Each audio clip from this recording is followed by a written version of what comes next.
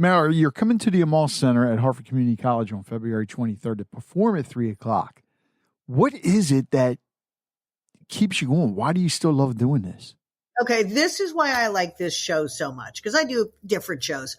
The Legacy Show is what this is called. I do half the show with Lamb Chop, and we sing, and there's comedy, and Hush Puppies there.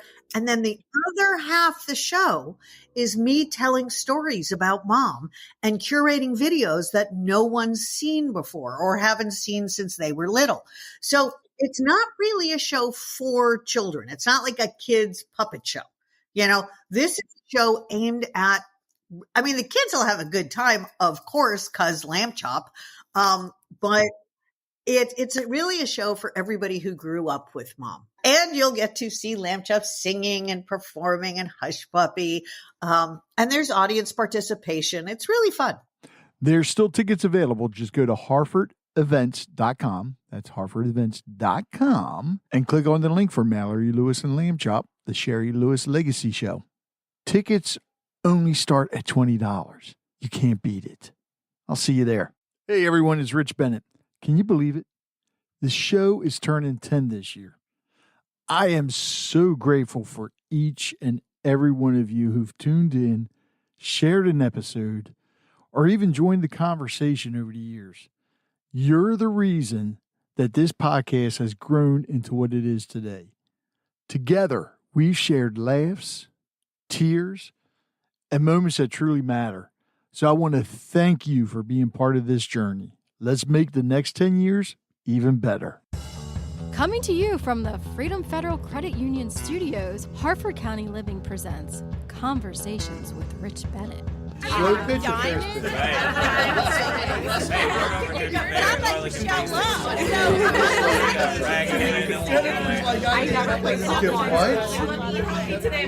It's probably the least sexy part of the organizing. No. The truth is, today I am joined by my lovely co-host, Michelle Hayes, and we are thrilled to welcome Patrick Casey. Patrick has an incredible story of transformation. Having been sober and in recovery since the age of 19, despite nearly 2 decades of sobriety, he continued battling inner struggles like self-hate, insecurities, and constant worry. A breakthrough came when he attended a live event that led him to uncover the root of his self-destructive behaviors and redefine his beliefs. Now Patrick is an advanced registered nurse practitioner and a personal coach, helping men transform self-destructive patterns into self-love, respect, and joy. He's also a competitive boxer in the Masters division, showing that it's never too late to embrace physical and mental fitness. Patrick's mission is to create a safe space for men to be vulnerable and grow. And we're going to learn a lot. And I have a funny feeling we're going to have some laughs too, because there's a couple things I really, really want to ask Patrick. And before we get into his story, I'm going to ask him right off the bat. Being a boxer, be honest, what did you think about Paul and Tyson? Oh, it was a waste of time. Total money grab. Absolute money grab. I'm so glad I didn't have to pay extra for that. I was mostly pissed I had to stay up till like 1 a.m. Oh, I know. Did it keep cutting out on you? It did, and then probably I think about the third round it was fine. We like got off and on. It was really good was the female fight before. The one before. I wanted to see that, and it kept cutting off. Yeah, we had to go back. We were like kind of rewound it and then watch the rest of it after. That was a great fight. Oh, man. Yeah, I got so teed off watching that one. It's like, screw this. This shit sucks. I'm turning it off. And if I'm not mistaken, I think that was their first live event. It was. Oh, well, I think the first live event was which I did not watch, was the Tom Brady roast. I think that might have been the first actual live event. That's right. Yeah. I forgot about that. And then they just did the football game that was like flawless. Right. And they just did Monday Night Raw. Yeah, which I didn't see either, but I heard that was good. Yeah. That was very good and no hiccups. Yep. So apparently they got it. They got it right. They fixed whatever was not fixed. Yeah. Yeah. I mean, you crash the program when millions of people are trying to get on at the same time. Oh yeah. Yeah. So I want to get into the story about addiction first, because you say you started recovery at 19. Yep. So the scary question is, when did the addiction start? At what age? Yeah, right. It's obviously it wasn't just like an overnight thing. I would say probably around 10 to 11. Wow. Probably started around there with, I always tell people for me, a fun Friday night was like going with the friends and like going around the shopping plazas and picking up little cigarette butts out of the ashtrays or off the floor and smoking those, getting a little nicotine buzz. So that's like the first thing I remember as far as chasing that feeling, that escape, that numbness. And then, from there it progressed to very young, probably 11, smoking marijuana. Right. This kid down the street, I grew up in Pembroke Pines, Florida, and this kid down the street, his older brothers were dealing weed. And so I forget his name, actually. He would sell us little nickel bags. And I'm like, what is this? Okay, yeah, let's do this. And we were using like phone paper, Bible paper to roll this stuff up. We didn't know what we were doing and smoking marijuana. I guess that was probably an omen, right? Using Bible paper to smoke weed as a kid. So that kind of started all of it. And then and my parents always had parties. Probably most weekends they had a lot of people over. We always played board games, and the adults were drinking, carrying on, having fun. It was very attractive. So I'd walk around, drink the little bottles that were left laying around, and probably 12, 13 years old, kind of drank a little bit more, but it really didn't take off until probably 14, 15 years old. I was kind of a latecomer. When you got into high school. Yeah. Yes, sir. Yeah. Yep, exactly. And were your parents like aware of your drinking, or was it completely under the radar? Completely under the radar, where we would grab stuff and run to the bathroom and, finish drinking, or just pick something up and, chug a little bit and put it back down as everybody's carrying on and leaving drinks laying around. And then, there was times I got caught with like marijuana at school. I got caught with whiskey at school during high school. I had those come to Jesus talks with my dad, which obviously, yeah, Dad, you don't know what you're talking about. Later to find out, my dad was into a bunch of stuff when he was younger too, but I didn't know, of course he wasn't going to tell me. He was actually speaking from experience, right? So I don't know. I just kind of I was just always chasing stuff. So trying to escape. I got to admit, I never heard of anybody rolling anything up in Bible paper, though. Yeah, you haven't lived. Heard about it. You haven't lived. There you go. See, Michelle knows. I've never done it. All right, so I have to share this story with you, and you're going to laugh your ass off.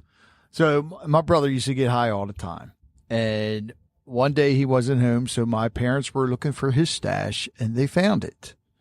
So they got the bright idea. It's like, hey, let's try it. Let's see what this is all about. Well, they were looking for papers and everything. They couldn't find anything. My parents found out the hard way you cannot take marijuana and make a joint using toilet paper. Oh, my God. Yeah. So they tried that. They lit it, and it went woof. They got the smoke, I guess. Oh, yeah. Anybody burn an eyebrow or anything? I don't. We weren't home. It was like later when we found out, when my father told us. My father and mother told us. That's good. Like, that's good. You guys can't do that. How do you know? Terry told us. That's good. It's like, yeah, I ain't gonna say I ever did it. Not a shot. So, 19. What actually inspired you to start your journey in recovery at 19? Well, it was about a year or so of putting needles in my arm and shooting up heroin. Shit! You went that far? That kind of did it. Yep. So damn. Yeah. So my parents were, parents came home and found me after about a year or so. They came home while I was watching my two younger sisters, while they were at their typical Friday night bowling league, and they came home and found me passed out on the couch, needle, belt around my arm, stash, everything laid out on the coffee table in the living room, and I think looking back, Bob, I kind of set it up to do that. You know what I mean? I kind of set it up kind of subconsciously. Like, I've been wanting to get help for about 6 months. I didn't really know how to ask my parents for help. And so I think I just kind of because it was completely uncharacteristic what I did that night to be doing something like that in the living room. Cause I would always go in the bathroom, my bedroom, other places and do it. And I just was like, I don't give a flip. I'm just going to do it right out here in the open because my sisters are in bed. And they came home and found me. So I woke up to my dad just shaking the heck out of me, and my mom yelling and screaming. Patrick, it's okay, man. You can swear. I can swear. It's all right. Fuck yes. Okay. It's all right. All right. Shit yes. Cool. Swear, please. Okay. We all do. So I usually ask ahead of time. So so they're shaking the shit out of me, and I'm just like, man, what is, like, this isn't happening, right? Like this is a bad dream. This is a terrible nightmare. They put me to bed. I wake up in the morning kind of thinking like, okay, did this really happen last night? That was a dream. I'm looking around for my stash, right, Rich? I can't find the shit anywhere. I'm like, fuck, this really happened. So I go downstairs. My mom's on the kitchen landline calling places. My son, what do I do? What do I do? And so she found this place for me. And at this time, we're living in Augusta, Georgia. And I know you golf. So we're in Augusta, Georgia, right? Home of the Masters. I've been living there for about 5 years after we moved from Florida. And so off to Atlanta, Georgia, I went to treatment. And I can't describe to you the immense relief and like monkey off my back that I felt that this finally happened, that like I'm finally going to get help. I've been wanting to get help, like I said, for about 6 months. I'm thinking, do I tell them I'm addicted to pain pills? Do I tell them whatever, the drinking's getting out of hand? Like right. What do I do? I need to get help. I don't want to tell them I'm shooting up heroin. Like that's insane. So the whole thing just had to play out the way that it played out. Yeah. You know what, though? Somebody was looking over you because, and correct me if I'm wrong, but because that was, over 20 years ago? This was 2002, August of 2002. Okay, so the stuff wasn't laced with fentanyl. No. You're lucky. We had the good stuff. We had the good, clean stuff. Overdoses were happening, but not as often. Right. Things were not as dire as they Crazy are right now. Yeah. And I work in substance abuse, so I treat people, as a nurse practitioner with opiate addictions, and we give them Suboxone and methadone and all that stuff. So it's a lot different. So once you started recovery, while you were in recovery, you're in recovery. You're always in recovery. Mm-hmm. Let me rephrase that. Correct. So when you're at the recovery center, what was some of the biggest challenges that you were going through at the time? Because you hear the stories and a lot of people relapse. Some people will just say, no, this ain't for me, and get out of there because they need that fix. Yeah. So, for me, it was kind of, again, I was ready. I wanted it so bad. So for me, it was just this like awakening that happened. So I was willing to do whatever it took. And I barely slept for a month. I tell the people today that I treat, I'm like, you guys have it so good. The medications we give you, there's a plethora, and they're always changing stuff. They tried me on one medication. It made me feel like shit in the morning. I didn't sleep that night. So I barely slept for the first month that I was in treatment out of 46 days I was there. I would lay there and listen with my little CD player. I had the Red Hot Chili Peppers, was it By the Way album? I forget which album was out. So I would listen to that Red Hot Chili Peppers. I think I had a couple Pearl Jam albums I would listen to on disc. I would just lay there and listen to those all night long. And then I'd walk around, talk with the staff, smoke cigarettes. And then just like, all right, it's time to get up. I'm like, well, I'm already awake. So it was absolutely miserable. And they saw the need that like, well, you're coming off heroin. You're not that sick. So you don't need to do like the whole detox thing. So they didn't put me in the detox ward. I just kind of kicked it. I had some Valium at home because there was this lady I worked with in the restaurant, and I would trade her weed for her prescription Valium, right? Wow. Because I had been trying for like 6 months to get myself off of this shit over and over and over again. Yeah. And I'm like, hey, Donna, can I get your Valium again? I'll give you this 1/4 ounce of weed. We'll trade again. And so I was trying again. And so when my mom called that rehab and said, this is what's up with my son, they said, oh, he has Valium. Give that to him the next couple of days. He'll know what to do that. So I used benzodiazepines to come off of heroin for a few days. So I was still pretty sick, but not as sick as I would have been. Right. Yeah. So, and the thing is, a lot of people don't realize people that have never been in addiction, especially when it comes to heroin, you can't really just go cold turkey and quit. It's like having I always tell people it's like having the bad case of the flu, like the worst case of the flu you ever can imagine. Yeah. You're not going to die from it, but you want to die. Right. I'm sorry. I didn't mean to cut you off. No, you're good. I don't know if I answered your question. I was going to say, so like the challenges was pretty much not sleeping. It was starting to have all the memories that unbeknownst to me and subconsciously I had been trying to run away from, right? The childhood stuff, the traumas, the insecurities, the low self-esteem, all that stuff that I had been unknowingly trying to avoid. So here I am now. I'm about 5 days into rehab, and I'm starting to feel everything now. And, as addicts, alcoholics, we don't want to feel, because when we feel, we want to run, we want to change it, we want to numb it, we want to escape. So I'm like, I'm getting the fuck out of here. I'm leaving this place. I'm having those feelings. I don't want to do this stuff. And I was going to hop that wall and go do what I do. And a guy stopped me and said, what's going on? I said, this is what's going on. He said, you need to go to the group and share this. And I'm like, I'm not sharing this stuff. Are you out of your fucking mind? He's like, you need to go share it. And so I was at this crossroads where my friend says, are you going to get to living or are you going to get to dying? Ooh.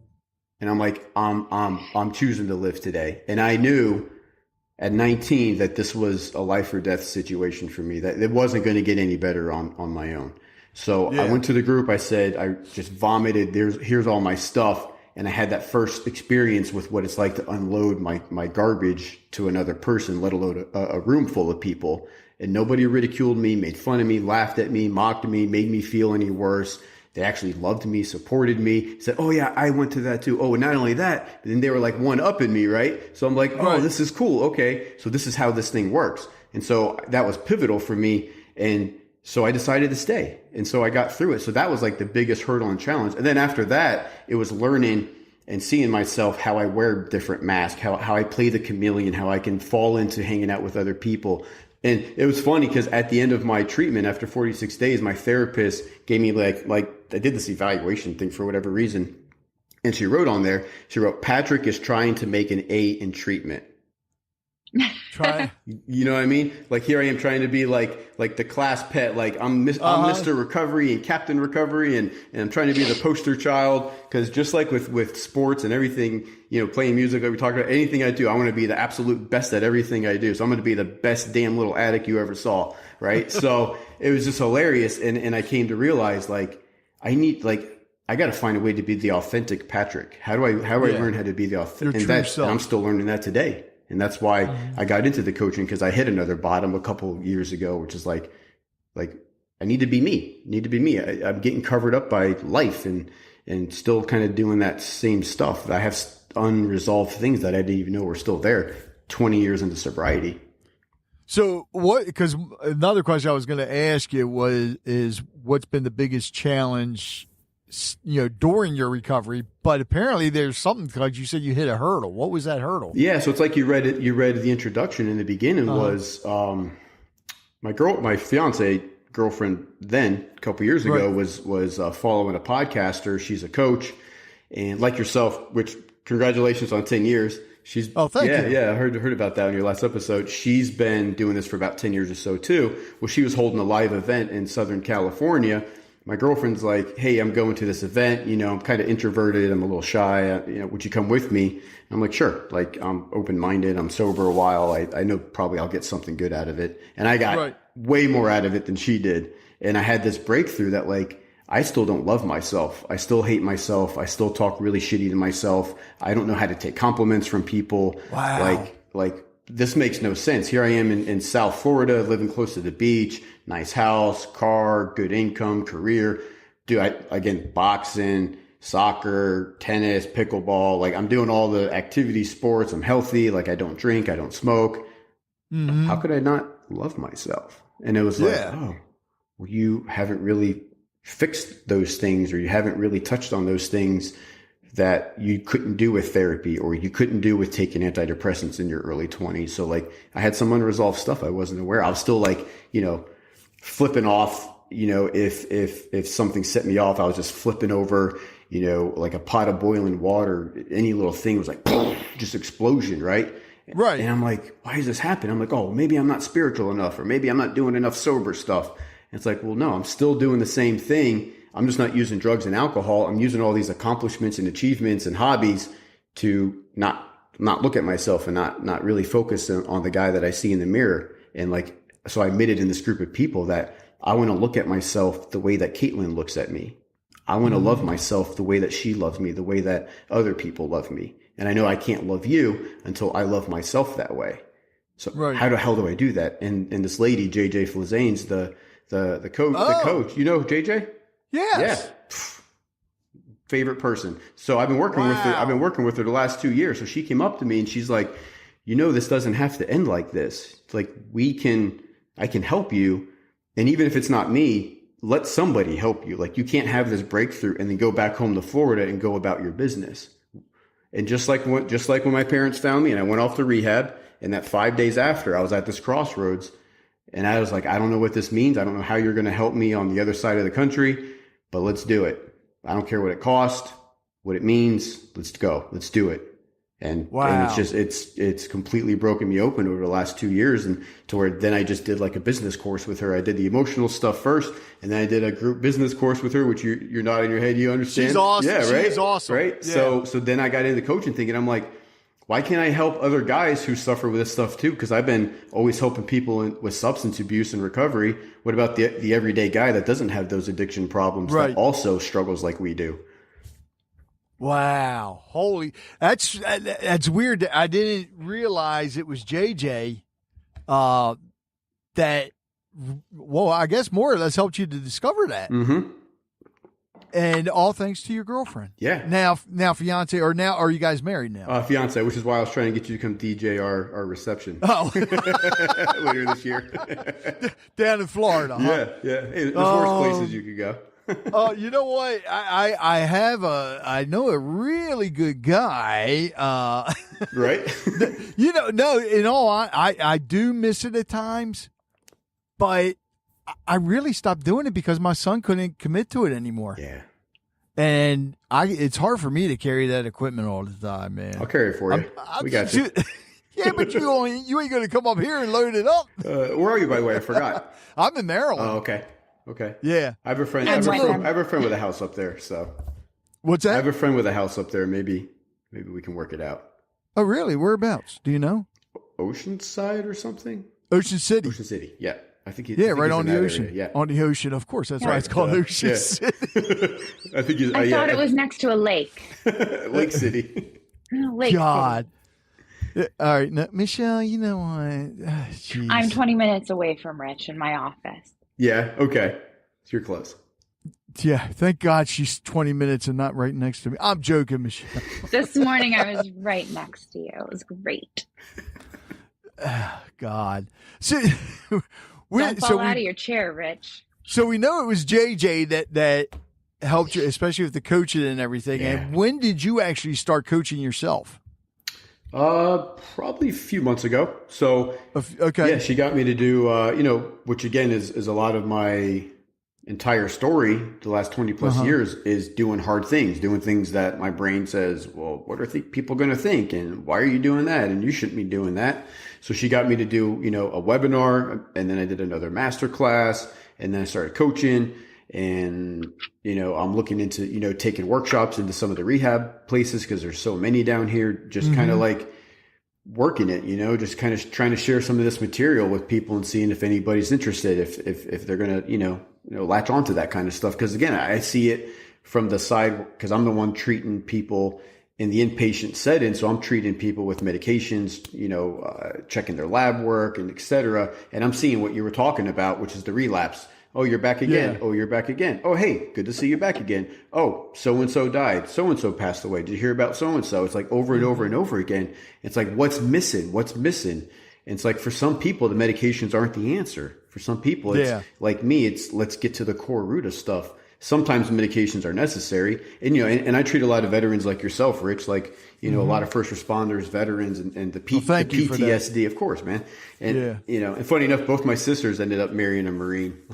All right. So smart women. It's in my family now. So it's so big, man. And I hear all the stories and the traumas, and it's like, we need to get down and dirty to that, fixing that stuff. And that's what JJ did for me, was let's find these core wounds and tap into those to figure out what they are. But more than just having the self-knowledge about them, what are we going to do about it? And that was the next phase that she took me to as well, which was the work that was involved with overcoming those, working through those. Right. So it's been huge, man. Like, I just had this really big dialogue thing I did with my mom back in around Halloween. I drove up to Georgia to visit my family, and this was like a way overdue conversation I had with her that JJ coached me through about a year ago, that I just didn't get around to having the chance to do it.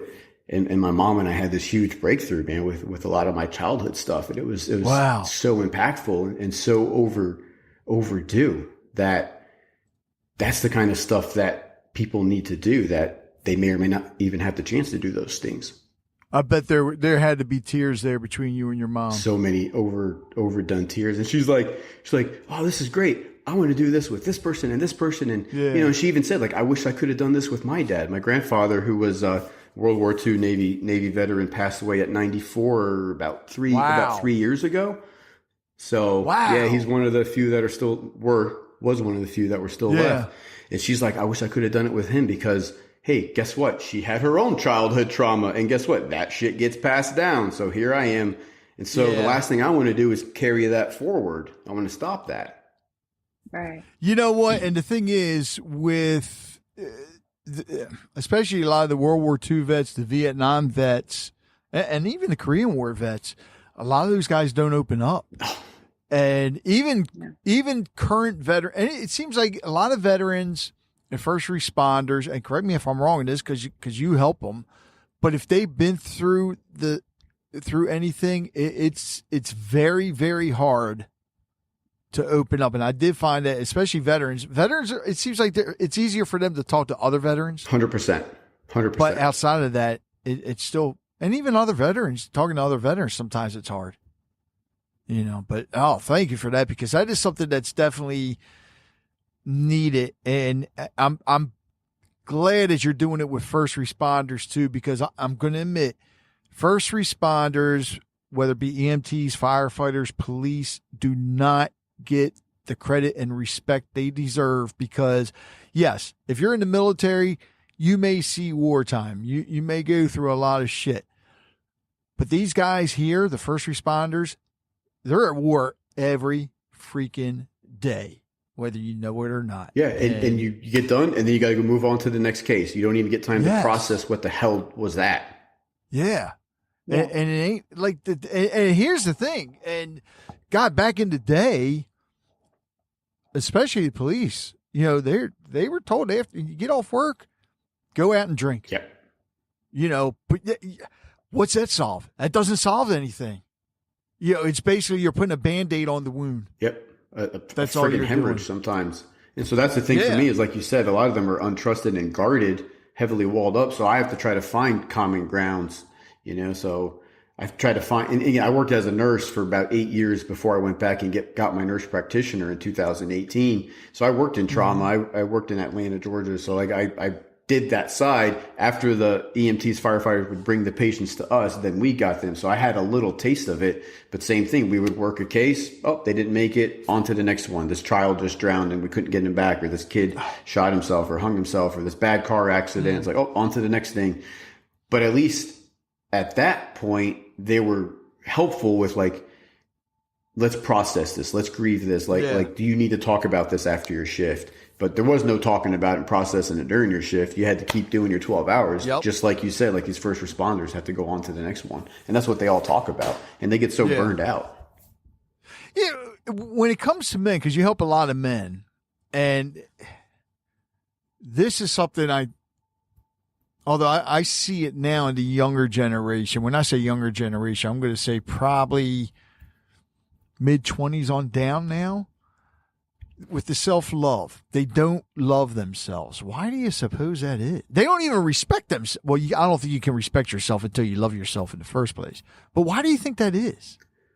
I don't know if you're saying the younger generation. I mean, you see it in a lot of people. A lot of men. I do see it too. I have a brother, Mitchell, and I, my husband, actually both have brothers that are 21, and they're very polar opposite. One very much accepts himself, and one seems to be very self-deprecating. And we love them both. We adore them both. But the one, it seems to be that he doesn't know how. I will say, Dad died How to love himself 12 years ago. So he's always searching for that male role model. Yep. And we've done we've done as best we can to raise him properly. But I think, Rich, the answer to your question, honestly, from the mom point of view, I also have a 13-year-old son at home, is they don't know how. They're not loved and respected elsewhere. and they're not seeing their fathers love and respect themselves. And then it's just kind of, you know, like you said, you know, I think Patrick said it earlier, basically shit rolls downhill. And so then the child is going, well, what am I doing wrong? Where am I doing the bad thing? And they hate on themselves so much. And I even see it with my son. And he'll go, you know, oh, I'm so sorry. I'm such an idiot. No, you're not an idiot. You did something idiotic and we're going to laugh about it, but you're not an idiot. And even at 13, you see that. And it's not discouraged in society at all. And it's like, where did he learn that from? Like, you're obviously not telling him he's an idiot. So is it like the ladies from the Ashley place you had the episode released the other day? Is it the cell phones? Is it the social media at the young age that they're learning and they're getting the dopamine hits and, oh, I only got 35 likes instead of 1,600 like the other person? Is there some of that reflection on like self-worth stuff? Because I think there's a lot of that too. Yeah, that would make sense now that you say that, because I mean, yeah, a lot of the kids and younger. Well, just look at all these. What do you call it? The social media influencers. Yeah. How many of them end up taking their lives early? Yep. Well, because of that. Oh, I didn't get as many likes or whatever. Yeah, it's sad. But with the self-love part, I guess my biggest thing is, how do you teach that to men? To love themselves. For me, it was seeing what my core wounds were, and for me, it was feeling rejected, disapproved of, defective. So for whatever reasons, through my childhood, those were things I struggled with. Looking back now, so anytime today one of those come up, like your son Michelle, I do something stupid, I'm like, you dumb son of a bitch, like you knew better than that. You're such an idiot. So I have the responses, right? Like but if you trigger me, I get defensive. I withdraw. I want to people please. I want to argue. Like I have all the whole synapse effect happens when my core wounds are triggered. And so for me, it was, again, doing things that don't really make sense. Like, what does this have to do with this? But it's like doing hard things. So maybe I stand in front of the mirror and recite mantras to myself. Maybe I call several people a day and I do this, what we call rampage of appreciation, where I go through all these things that I appreciate, because it's about turning the negativity. My default is being negative, and it's about turning around positive. Well, guess what? I have all four extremities. I have a driver's license. I have a job. Do I get stressed and get upset? Yes, with my job. But guess what? I have a job and it pays well. I can drive from A to B because I have a driver's license. I have a vehicle with 4 tires that work. So it's like turning around what do I appreciate without the story, because I always have a story for everything. And I think a lot of it is addiction to control. I want to control everything. I want to control you, the way this podcast goes. I want to control the way my workday goes. I want to control the way my fiance behaves. I want to control everything, because then I can feel safe and secure. And that was the ultimate overall arching theme of my childhood, Rich and Michelle, is that I didn't feel safe. I didn't feel secure. I had a confused childhood, and my parents did the best they could. Unfortunately, it wasn't good enough. I had to kind of like take over and start self-soothing myself in different ways, For those of you listening, Patrick and I are laughing at Michelle because apparently she's got one of those clappers or a motion light or whatever. It's a motion-activated light in my office. She sat still and it too went long. out, and she was in the dark. And she's waving her arms. If you would have clapped and that light came on, we would have lost. That would have been awesome. Yeah. Oh, so it's just about like figuring out like how can I be safe and secure. And for me, it was compliments. I didn't know how to take compliments. So JJ's like, when people compliment you, say thank you. Don't say thanks, but thanks, but this old shirt, whatever. Say thank you and move on, or say thank you. I appreciate that. So I started doing those things, and so the more I started doing these positive, energetic, vibrational things going in this other direction, I started thinking better about Patrick. I started looking at Patrick differently. And so that's just the natural thing that happens. So that's where the self-love comes. The self-love comes from showing myself I love myself because of the way that I take care of myself. I'm not stopping at McDonald's. I'm not giving in to grabbing that ice cream sundae. I mean, it's fine to have. I can do that. But like, am I doing it because I had a stressful day? Am I doing it because somebody pissed me off? Am I doing it because I didn't get that paycheck yet? So like, what are the reasons and my motivations? I do like silly stuff like, you'll love this. I have the superhero cape actually sitting here by the door, the superhero cape that JJ said, you know, when you're driving to work, put that cape on once in a while because you're driving to work because you're a hero.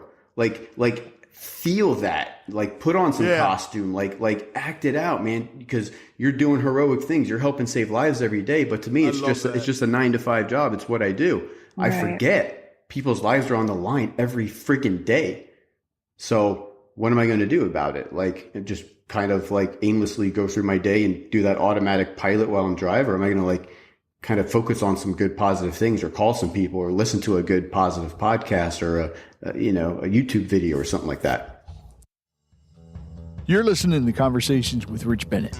We'll be right back. Let's take a little break here. I want to talk about one of my sponsors, Maryland Pickers.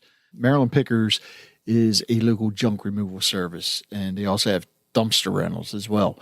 I actually called Jeremy when we were doing our spring cleaning this year, and he brought the dumpster out and quick to answer the phone. Came out the day he said he was going to pick it up, answered all my questions. Everything was fine. Phenomenal.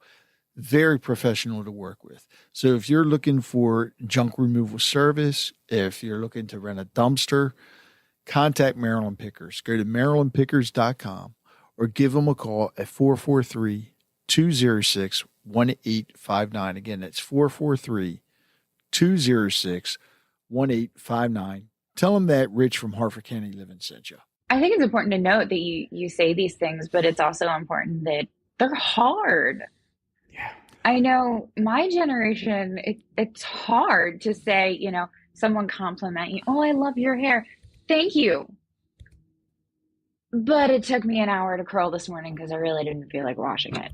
It's so easy and ingrained in us to just kind of give an excuse on why it's not okay and why they shouldn't have complimented you. And it's just, okay, Rich, we know you didn't spend an hour on No. I'm not pointing at my head because I'm bald. I'm saying, and Patrick may agree with this or may not. It's because you have more negative thoughts in your head than the positive thoughts. Negativity will draw negativity really quick. Okay. And it's Patrick, correct me if I'm wrong. I want to say it's an art or a science or whatever to try to have that positive mindset all the time. But when you learn how to do it, oh my God, the positivity that you attract is amazing. And it just makes your life so much easier. It took me a while to learn. That's one of the reasons I don't watch the news. Yeah. Do you look in the mirror and say positive things to yourself? I do. I tell myself, in all honesty, I do. I tell myself every day that I love myself. Every morning when I wake up, the first thing I do, I have a little angel that our daughter that we lost, I was able to put in her hand. I'll hold that angel, grab my Bible, I'll say a prayer. I have a little rock that my other daughter found when she was a little kid. I call it my grateful rock. So I'll say something that I'm grateful for every day. Nice. And then I get up. I'll look in the mirror. And it's funny because there's times when my wife's getting ready for work and I'll just stand next to her. I'll say, God, we really are a lovely looking couple, aren't we? She's like, shut up. But I mean, see, I started with like I do it all the time. I started with You one of the have to. apps, and they have you starting with it's one of the mental health apps because I can't look in the mirror and talk to myself. I think it's weird, and I can't break that. And so it has you start with look in the mirror and say, I can do this every morning. Mm-hmm. And it's not that I hate my job. I love my job. I have my own business. This is great. I get to work with Rich. I get to make fun of Rich. You know what? It's even In all better. honesty, Michelle, the mirror so part, hard. it takes practice. It takes practice. It- and you'll be able to do It's it. uncomfortable. I couldn't. It is. At first, it is. It feels, It is, and it feels fake. It feels inauthentic. Yeah. It feels robotic. But it's kind of like I can't wake up in the morning and go, I'm going to be positive today. Today's going to be a positive day. Like that doesn't work. I have to like do something that's positive. Do positive things.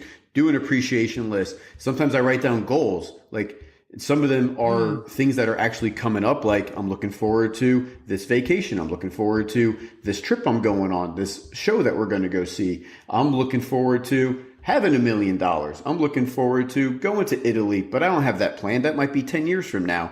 Right. So I do things that are like upcoming, and then things that I want to happen. So it changes that into something positive. It's kind of like you said, Michelle, and I think Rich, you were saying too. It's more so about when somebody compliments me.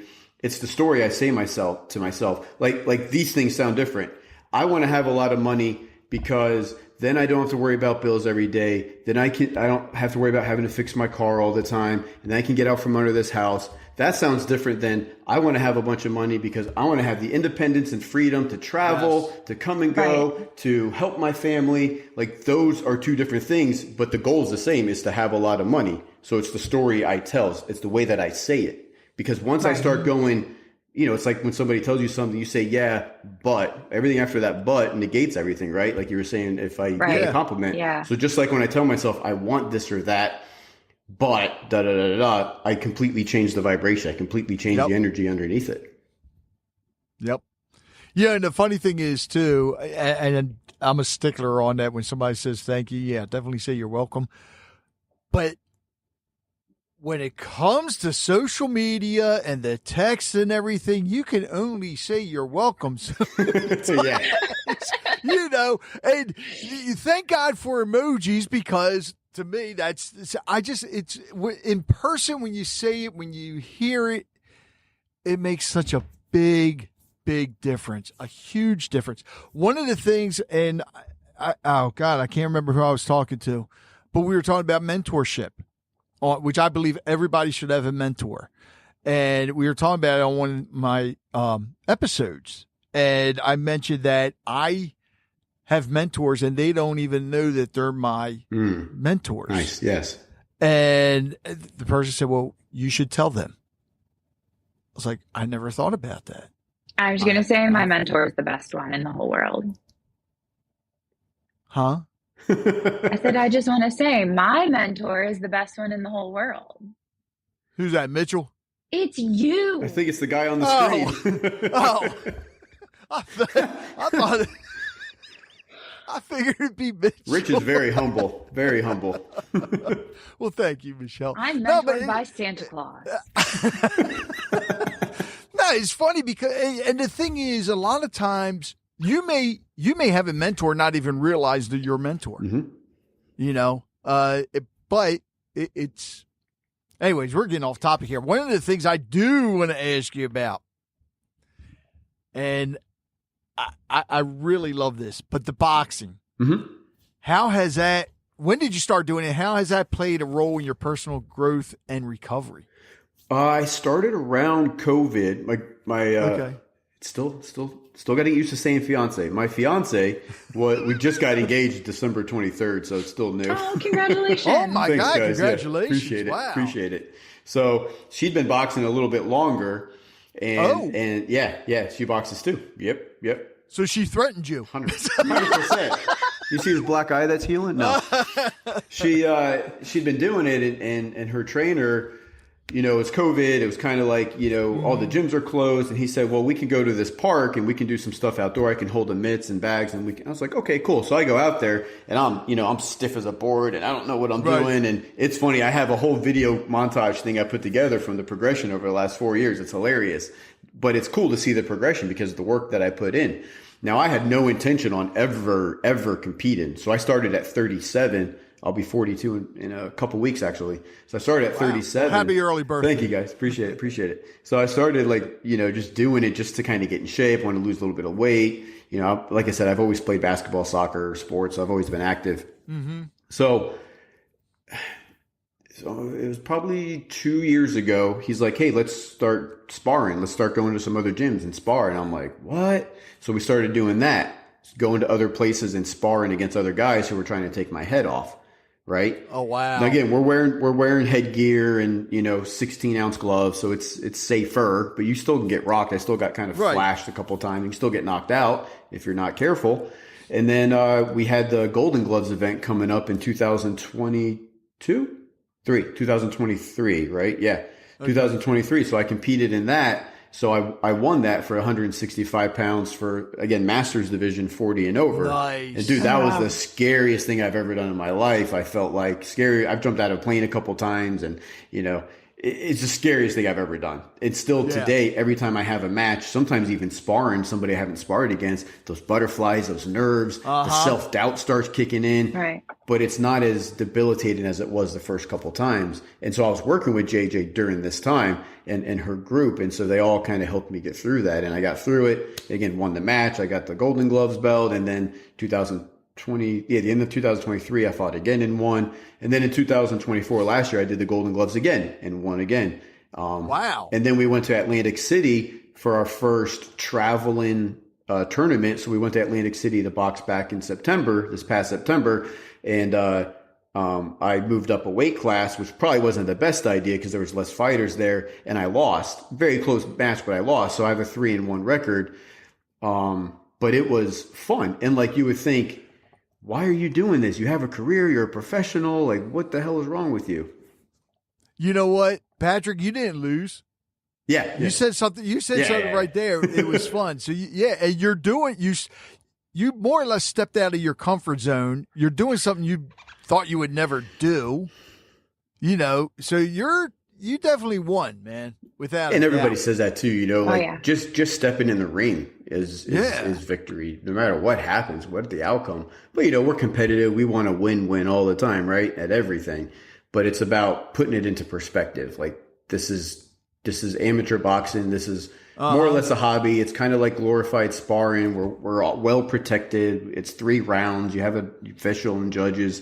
So just go have fun, let loose. Don't be so tight and uptight about it, you know? So it's been cool, man. It's been a good time. And it's cool because the camaraderie, you would think you're slugging out with a guy, but the love and the hugging and the camaraderie afterwards, it's so cool, man. And everybody knows everybody. So it's like its own network. I went up against a Golden Glove boxer one time. Yeah, that's probably enough. That's all I needed to be. That was back in the Marine Corps where I was stationed at. We just had little competitions, and they're like, Bennett, you're up. And the guy I was going against from Jersey, and former Golden Gloves boxer. I'm like, oh crap. Yeah, and he was shorter than me, but I've been sparring with a kid who's over at West Point. He comes into town, and his dad's a coach too. So his dad hooks us up, and we do some sparring. But he's 20 years younger than me. But it's just fun. It's a good time. That's just it. Even though I got my ass beat, it felt good because I never, as far as and there's a difference between boxing and fighting. Yeah. Mm-hmm. And I never done that. I fought, got into plenty of fights, and I've taken Taekwondo and all that. Boxing is completely different, but man, even though I got my ass beat, I felt good. I mean, it sounds weird, but I did. I felt good. And the condition, because I'm sitting there getting into it, I'm like, 2-minute rounds, that's nothing. And I only have to do that 3 times. That's nothing. Man, it is the biggest taxing thing I've ever done in my life. And I would play 90 minutes of soccer, 60 minutes of basketball, like whatever, right? Go run miles and miles. But doing 6 minutes of boxing is an animal in and of itself. People don't understand that even if you don't want to spar, boxing is such a great exercise. Yeah. And I had a gentleman on here before, and I never realized this, which is one of the reasons I had him on. He started a nonprofit, and he has Parkinson's. Yeah. And he was talking about all these people with Parkinson's that box, how it helps them. I have a friend that does it. He's in his 60s. He has Parkinson's, and we always talk about it whenever I see him. We talk about boxing because they do it keeps their coordination and flexibility. Yeah. It's That's amazing. Cool. Yeah. It's oh God, it just. I never would have thought of it either. No, I definitely did it. All right, so Patrick, I love to ask people this, especially somebody that's helping other people. Can you share a feel-good story with us about somebody that you have helped? And you don't have to mention their names or anything. One guy that I've been helping, doing some coaching work with, he's been sober a long time, a couple years longer than me. And this guy was, isolated. He's been married 3 times. He works in the medical field, didn't have a lot of friends, wasn't dating anybody. And he's like, I really like what you have. I'd like to work with you and kind of, I don't want to do the recovery stuff, but I want to learn whatever the hell it is that you've been talking about for the last while. So about a year ago, I started working with him, and this guy now, he's dating. He's got a plethora of friends. He's doing all these service commitments, helping other people now, and he's continuing to have these breakthroughs. And the biggest one was when he got divorced 8 years ago. He hasn't left the state of Florida for 8 years. Hadn't left the state. He got in his car and drove up to Virginia, hung out with a bunch of family members, went hiking, and did all this stuff that he thought, there's no way I'm ever going to do any of this stuff, because he was just in this tunnel and just living in this kind of little shell. And I'm like, dude, you've been sober so long, like you need to go live life. And everything you said, Michelle, he was like, this is difficult. This is hard. I don't want to do this. Like I don't see how this is going to help. And I went through the core wound work with him, and he was like, how am I like 59 years old and I didn't know this stuff about myself? Wow. So he's in the same position I was, to a much more extreme version of that where I was a couple years ago. But again, this is a guy that was isolated, not really enjoying life, not exercising. And he's tall. He's like 6'5". He was overweight, and he's dropped a bunch of weight. He rides a bicycle now. Like, he was literally afraid of exercise. So This guy has completely changed his life and turned it around. Now, this is not a life or death situation. Like, I've helped a lot of people get sober over the years. That was much more dire, but that's just an example of like what this kind of work can do for somebody, regardless of where you are in your life, regardless of your age, whether you have substance abuse or not. Like, this is a guy that was 59 years old and didn't know a lot about himself. It's just kind of pervade victim mentality. We were talking, I was like, has anybody ever said anything to you about victim mentality? It's like, I've been seeing the same therapist 1 to 2 times a week, and she's never mentioned the word victim to me before. Wow. I was like, you live in a victim mindset. You see everything through a victim's lens. Like, lights on, Michelle.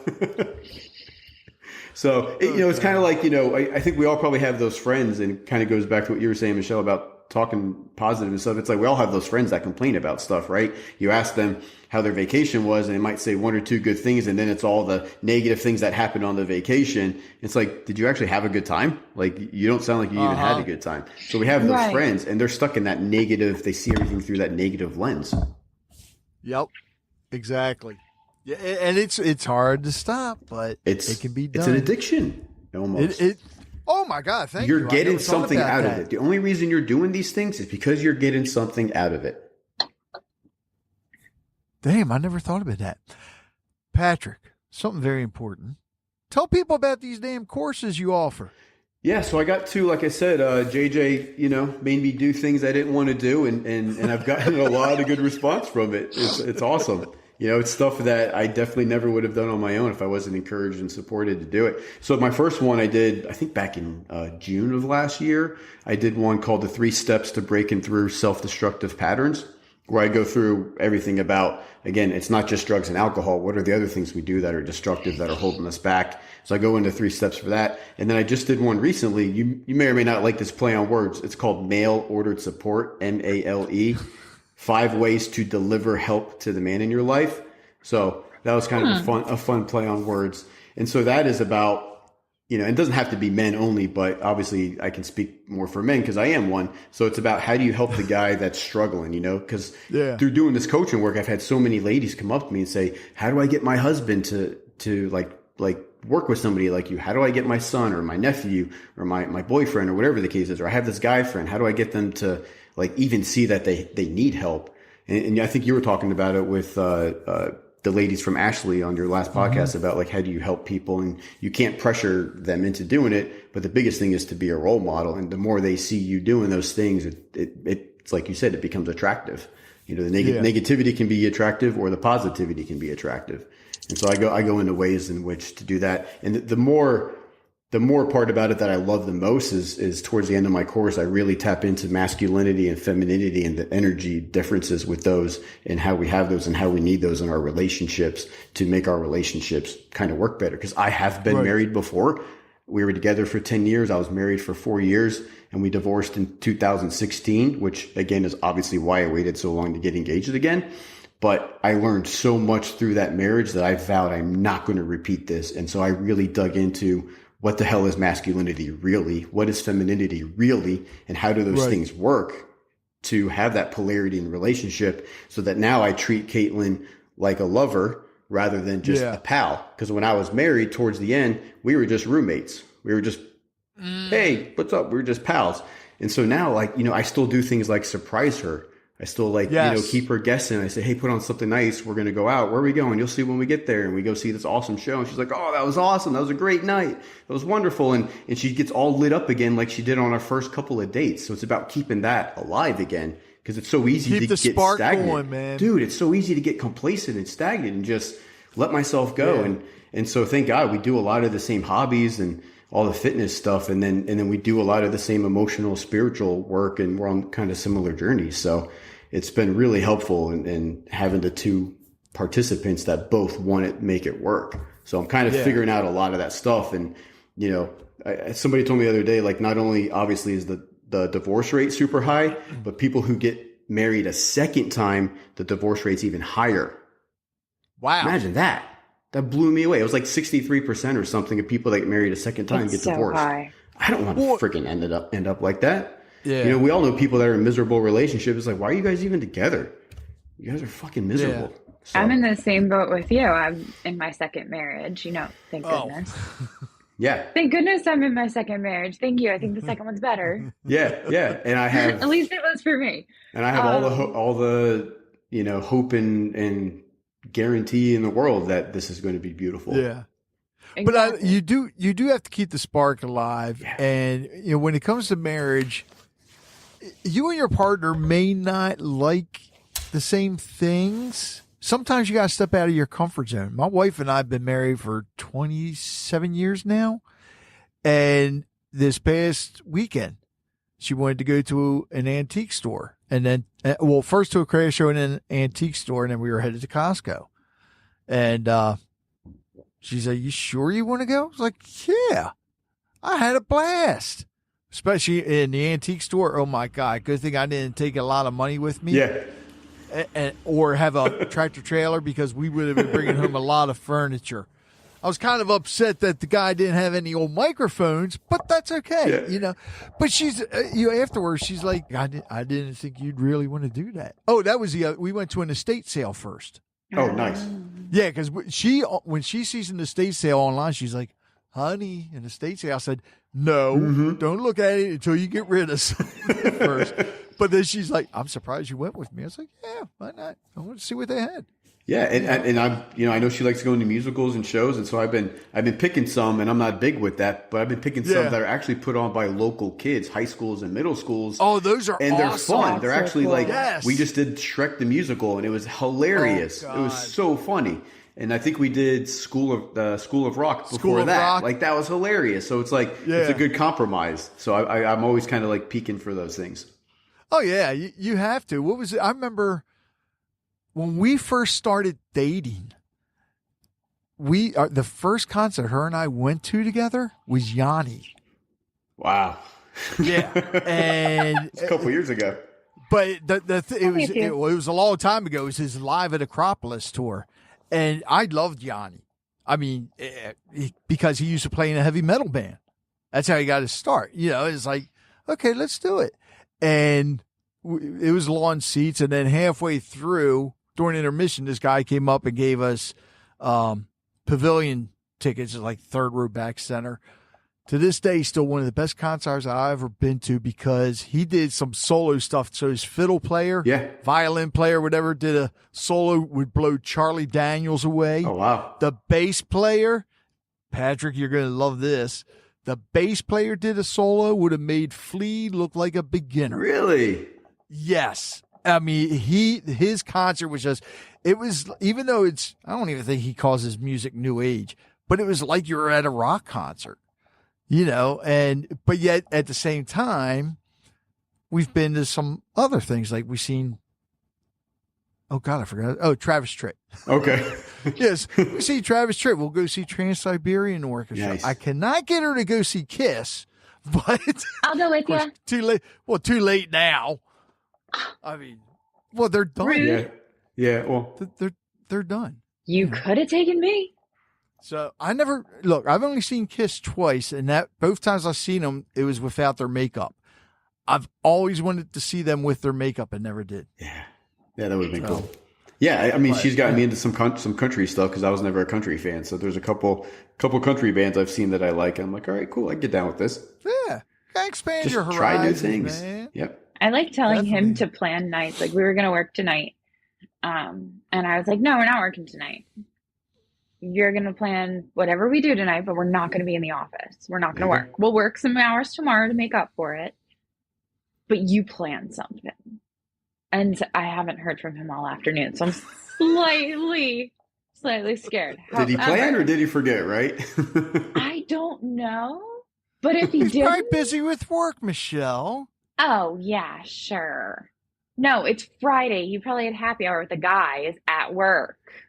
That's work. They have a speakeasy room at work. They have a liquor license for his office. Like it's a Oh, whole wow. thing. I just Oh, have he's my probably- trusty mini fridge. He's probably talking about you. So, Patrick, when's the book coming out, man? Yeah, it's a couple people have been kind of telling me you need to write a book. And, I'm just like, this is just my life. What do you mean I need to write a book? But yeah, we'll see. It's on the list. It's on the list of many things that I want to do one day. Here's the thing, and I've told other people this. Yeah, you know what you said. It's just your life, but with everything you've been through, I think even if you write a memoir about your life, it can also be a guidebook for people, and it'll help other people. Because I mean, you're getting on several different podcasts talking about your helping other people. But the book too is just something else. And then you can start your own podcast. Yeah, some people have mentioned those. It's just they're all avenues for being of service, being able to help Everybody's people. giving you more work, aren't they? Yeah, back off. I want to have some fun already. Take it easy. So if somebody wants to take your course, how do they get in touch with you? Probably the easiest way is patrickcaseyjr.com. So Patrick Casey Jr. and my last name is spelled Casey. So patrickcaseyjr.com. On there, you'll see the two courses. They're both free. They're both roughly about 60 minutes. And then towards the bottom, you actually have access to a bunch of the podcasts I have been on. And then it takes you to my YouTube channel where I have about 10 or 11 of the podcasts that I've been featured on, such as I'll be adding this one when this one comes out too. So, it's a good platform. And then I'm on Instagram, Patrick Casey Jr. And I do have a Facebook group called Advocates for Men Support as well. Oh. So I'm on Facebook, Patrick MCJR. So several ways to get a hold of me. And on my website, I have a free calendar on there for free consultation. So if you just want to talk, see if I'm a fit, we can see if each other's a fit. Because the last thing I want to do is take someone's money if, first off, they're not willing to do the work. Yes. And a lot of time that is having hit some kind of bottom. Otherwise, you're not going to be willing to do things that are difficult and hard. So you want to make sure that the person is willing to do the work. Otherwise, everybody's wasting their time. Well, you definitely have to come back on again because when we do, we got to do another virtual roundtable on recovery and one on mental health. So I definitely want you on them.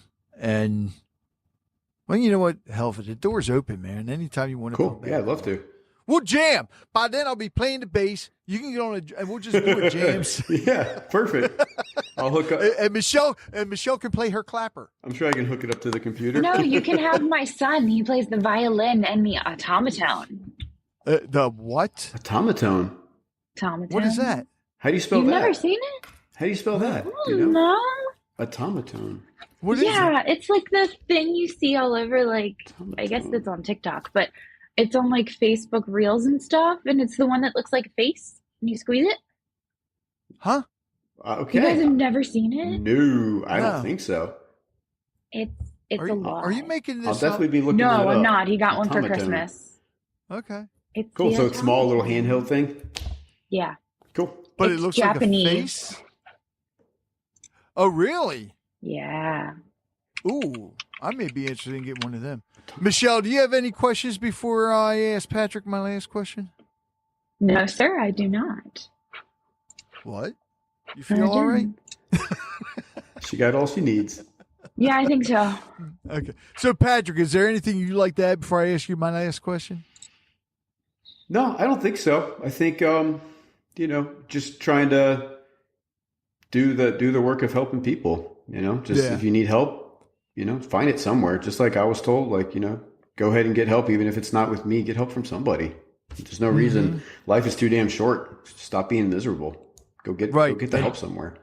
And enjoy it, man. Enjoy life. Align yourself with all that positive stuff, man. Laughter, have fun.